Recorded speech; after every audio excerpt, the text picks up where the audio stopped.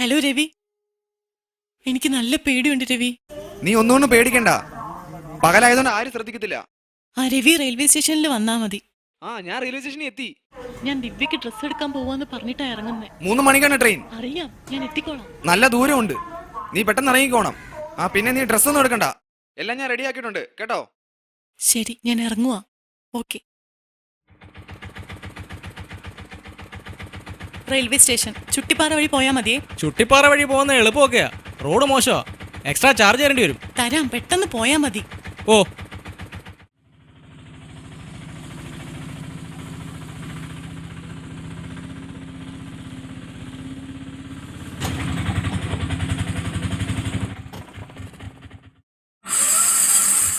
എന്താ, എന്തുപറ്റി? അറിയത്തില്ല, നോക്കട്ടെ.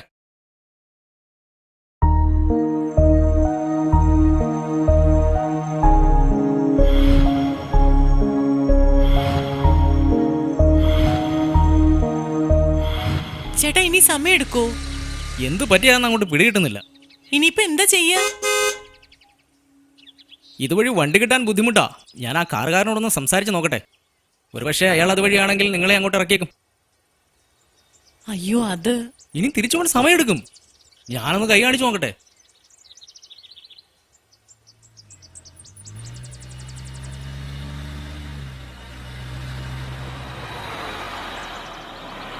എന്താ ഏട്ടാ? വണ്ടി കേടായി. നിങ്ങൾ റെയിൽവേ സ്റ്റേഷൻ വഴിയാണെങ്കിൽ ആ കുട്ടിയും കൂടെ ഒന്ന്. അതിനെന്താ ഏട്ടാ, വരാൻ പറ. വാ.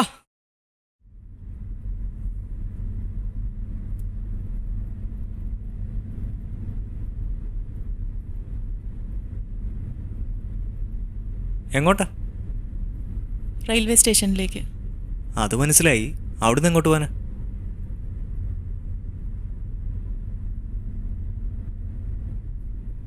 എന്താ ഒരു ടെൻഷൻ? ഏയ്, ഒന്നുമില്ല. ആ രവി. ഹലോ ഹലോ, നീ എവിടാ? Hello hello hello Ravi, hello സീതേ. ഹലോ കേക്കാമോ? ഹലോ ശ്ശേ, ഹലോ ഹലോ. ശ്ശേ.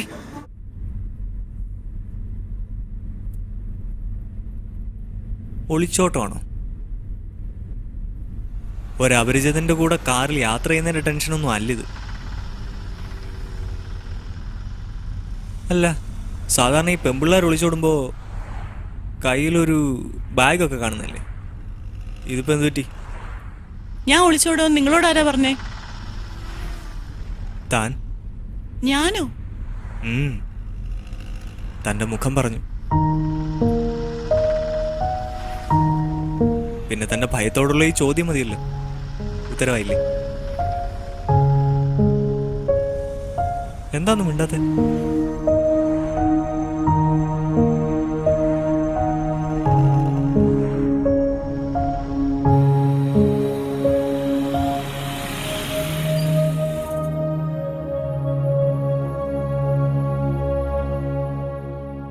ഇനി 7-8 കിലോമീറ്റർ ഉണ്ട് റെയിൽവേ സ്റ്റേഷനിലേക്ക്. അതുവരെ ഇങ്ങനെ അവാർഡോടം പോലെ ഇരിക്കാനാണെങ്കിൽ ഇറങ്ങിക്കും. അല്ലെങ്കിൽ ഞാൻ ചോദിക്കുന്നതിന് എന്തെങ്കിലും ഒരു മറുപടി പറ. തനിക്ക് എന്നെ അറിയില്ല, എനിക്ക് തന്നെ അറിയില്ല, പിന്നെന്താ പ്രശ്നം?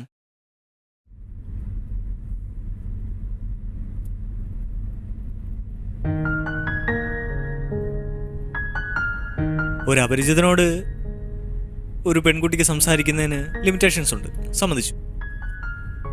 പക്ഷെ ഈ വണ്ടി റെയിൽവേ സ്റ്റേഷനിൽ എത്തുന്നതോടെ നമ്മൾ രണ്ട് വഴിക്ക് പോകില്ലേ? പിന്നെന്താ? പറ, എന്താ തൻ്റെ ഈ ടെൻഷൻ? നിങ്ങൾ ഉദ്ദേശിച്ച തന്നെയാ എന്റെ ടെൻഷൻ. ആരാ കക്ഷി? ഒരുമിച്ച് കോളേജിൽ പഠിച്ചതാ. പിന്നെ ഒളിച്ചോട്ടത്തിന്റെ കാര്യം എന്താ? വീട്ടിലറിഞ്ഞോ? അറിഞ്ഞു, സമ്മതിച്ചില്ല. വേറെ കല്യാണവും ആലോചിച്ചു. തന്റെ കാമുകനെന്താ ജോലി? ജോലിയൊന്നും ആയിട്ടില്ല.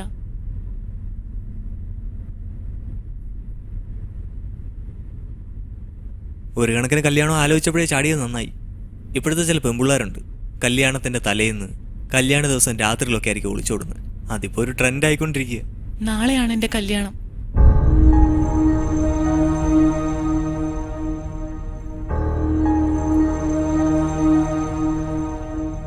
താനിപ്പോൾ റെയിൽവേ സ്റ്റേഷനിൽ എത്തിയതിന് ശേഷം എന്താ നിങ്ങളുടെ പ്ലാൻ? രവിക്ക് പാലക്കാട് ഒരു ഫ്രണ്ട് ഉണ്ട്. അദ്ദേഹം അവിടെ രജിസ്റ്റർ മാരേജിനുള്ള ഏർപ്പാടെല്ലാം ചെയ്തിട്ടുണ്ട്. ഒരു ജോലി ആവുന്നവരെ അദ്ദേഹത്തിന്റെ വീട്ടിൽ നിൽക്കാം. ആർക്ക് ജോലിയാവുന്നവരെ? തൻ്റെ രവിക്കോ? അതോ നിങ്ങൾ രണ്ടുപേരും ആ കൂട്ടുകാരനൊരു ജോലിയായി എന്ന് തോന്നുന്നവരെയോ? തൻ്റെ കാമുകനുമൊത്ത് നാളെ മുതലുള്ള ജീവിതത്തെപ്പറ്റി തനിക്കൊരു കാഴ്ചപ്പാടുണ്ട്. നാളെ ഒരു ദിവസത്തെ തൻ്റെ വീട്ടിലെ അവസ്ഥയെപ്പറ്റി തനിക്ക് വല്ല കാഴ്ചപ്പാടുണ്ടോ? തൻ്റെ വീട്ടിലാരൊക്കെയുണ്ട്? അച്ഛൻ, അമ്മ, ചേച്ചി, അനിയത്തി. ഇന്ന് വൈകുന്നേരം വരെ തന്നെ ആരും അന്വേഷിക്കാത്ത രീതിയിൽ പറഞ്ഞു വെച്ചിട്ടായിരിക്കുമല്ലോ താൻ അവിടെ നിന്ന് ഇറങ്ങിയത്. താൻ എത്തേണ്ടുന്ന സമയം കഴിയുമ്പോൾ നാട്ടുകാർക്കൊക്കെ കാര്യം ഏകദേശം മനസ്സിലാവും. പിന്നെ നമ്മൾ സിനിമയിലും പത്രത്തിലും ഒക്കെ കണ്ടിട്ടില്ലേ, കല്യാണ തലേന്ന് പെണ്ണ് ഒളിച്ചോടി, അപമാനം താങ്ങാൻ വയ്യാതെ അച്ഛൻ നെഞ്ചുപൊട്ടി മരിച്ചു, അമ്മ ആത്മഹത്യ ചെയ്തു എന്നൊക്കെ. ഇവരെ ആരും ചിന്തിക്കണ്ട. നാളെ തൻ്റെ ഭാര്യയാകാൻ പോകുന്ന പെണ്ണുമൊത്ത് ഒരു ജീവിതം മുഴുവൻ ജീവിച്ചു തീർക്കുന്നത് സ്വപ്നം കണ്ടിരിക്കുകയായിരിക്കും പാവം തൻ്റെ കല്യാണ ചെറുക്കൻ. തനിക്ക് അയാളോടെങ്കിലും ഇതെല്ലാം തുറന്നു പറഞ്ഞുകൂടായിരുന്നു. ഒരുപക്ഷെ അയാൾ അറിഞ്ഞിരുന്നെങ്കിൽ ഇത് കല്യാണം വരെ എത്തില്ലായിരുന്നല്ലോ. ഞാൻ അത്രയ്ക്കൊന്നും ചിന്തിച്ചില്ല. അച്ഛനും അമ്മയും ഈ കല്യാണം ആലോചിച്ചപ്പോൾ തന്നെ ഞാൻ ആകെ തകർന്ന ഒരു അവസ്ഥയിലായിരുന്നു. തന്നോട് അയാൾ സംസാരിച്ചിരുന്നോ, തൻ്റെ ചെറുക്കൻ? ഇല്ല, ഞങ്ങൾ തമ്മിൽ കണ്ടിട്ടില്ല. പിന്നെ എങ്ങനെ ഇത് കല്യാണം വരെ എത്തി? അയാൾ ദുബായിലാണ് വർക്ക് ചെയ്യുന്നത്. കല്യാണം ആലോചിച്ചതും ഉറപ്പിച്ചതും ഒക്കെ അയാളുടെ പേരൻസും റിലേറ്റീവ്സും കൂടിയാ. എൻ്റെ ഫോട്ടോ അയാൾ കണ്ടു, ഇഷ്ടപ്പെട്ടു, ഉറപ്പിച്ചു. തനിക്ക് എത്ര മണിക്കാണ് ട്രെയിൻ? 3 മണിക്ക്. ആ, സമയമുണ്ടല്ലോ. നമുക്കൊരോ സുലൈമാനെ കഴിച്ചാലോ? തന്നോട് ഞാനിപ്പോൾ പറഞ്ഞതെല്ലാം ഞാൻ അനുഭവിച്ചിട്ടുള്ളതാ. ഞാനും എൻ്റെ അമ്മയും അച്ഛനും എല്ലാവരും ഒരുപാട് സ്നേഹിച്ച ഒരനിയത്തി ഉണ്ടായിരുന്നു എനിക്ക്.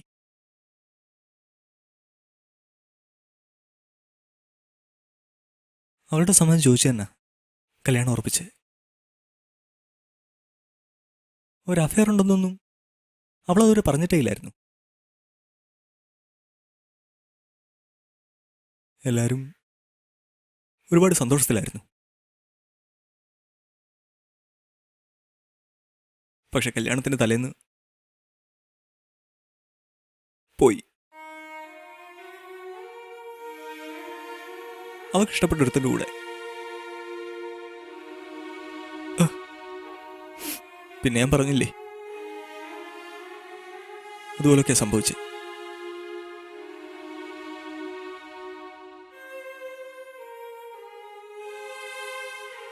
എൻ്റെ അച്ഛൻ വളരെ സെൻസിറ്റീവ് ആയിരുന്നു.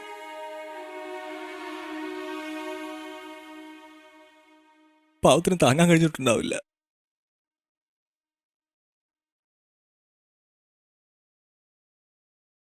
നെഞ്ചു പൊട്ടിയാ മരിച്ചത്.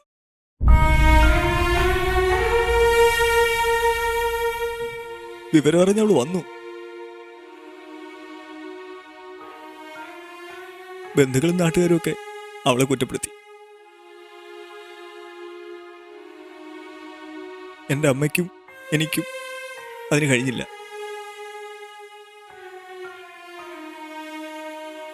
അവളെ വെറുക്കാനൊന്നും കഴിയേയില്ല.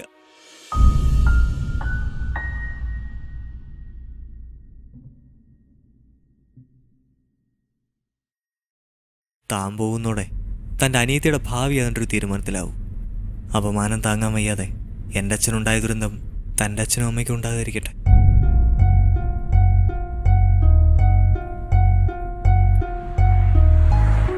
മാതാപിതാക്കളുടെ സഹനത്തെക്കാളും സ്നേഹത്തെക്കാളും കൂടപ്പിറപ്പുകളുടെ മാനാഭിമാനത്തെക്കാളും താൻ സ്നേഹിക്കുന്ന പുരുഷനാണ് വലുതെങ്കിൽ ഗോ ഹെഡ്.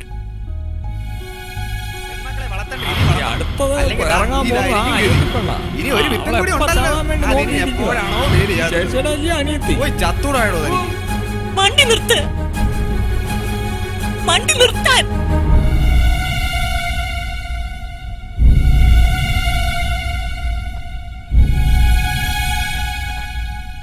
എനിക്കെന്റെ വീട്ടിൽ പോണം. എനിക്കെന്റെ അച്ഛനും അമ്മയും കാണണം.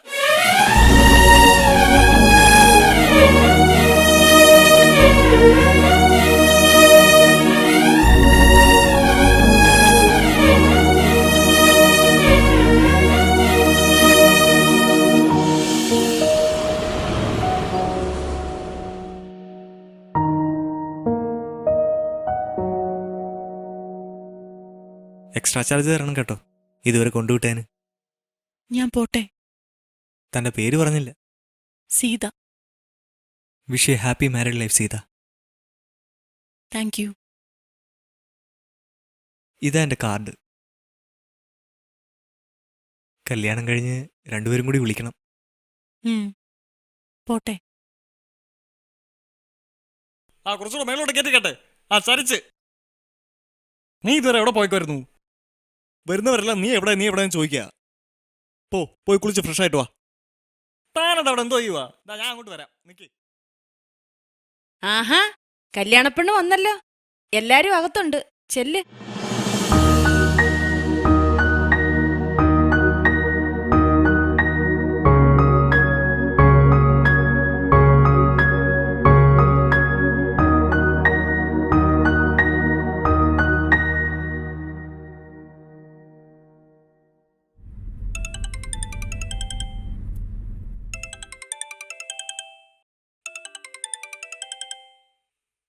ഹലോ.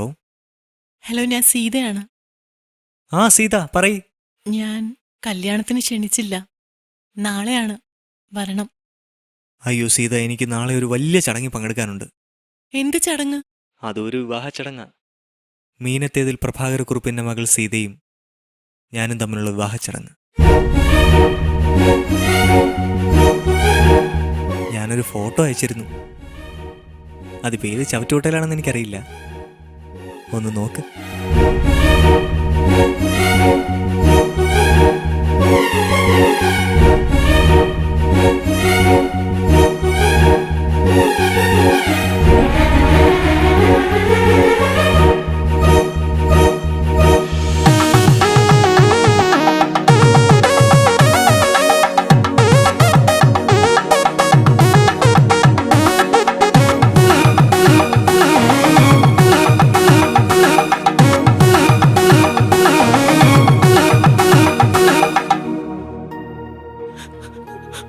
ഹലോ.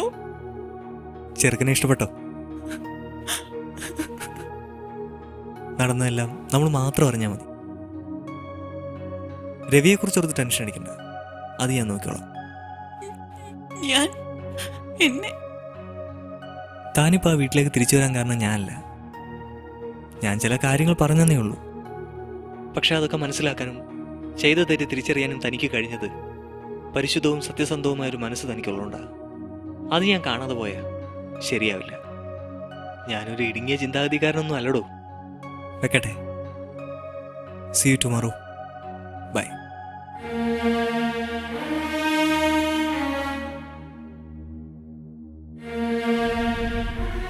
ചെയ്തത് തെറ്റാണോ ശരിയാണോ എന്നറിയില്ല. പക്ഷെ ഒന്നറിയാം, നൊന്തു പ്രസവിച്ച മാതാപിതാക്കളെ ദുഃഖിപ്പിക്കുന്ന ഏത് ശരികളും എനിക്ക് തെറ്റുകളാണ്. അവരെ സന്തോഷിപ്പിക്കുന്ന ഏത് തെറ്റുകളും എനിക്ക് ശരികളാണ്. ശരികൾ മാത്രം.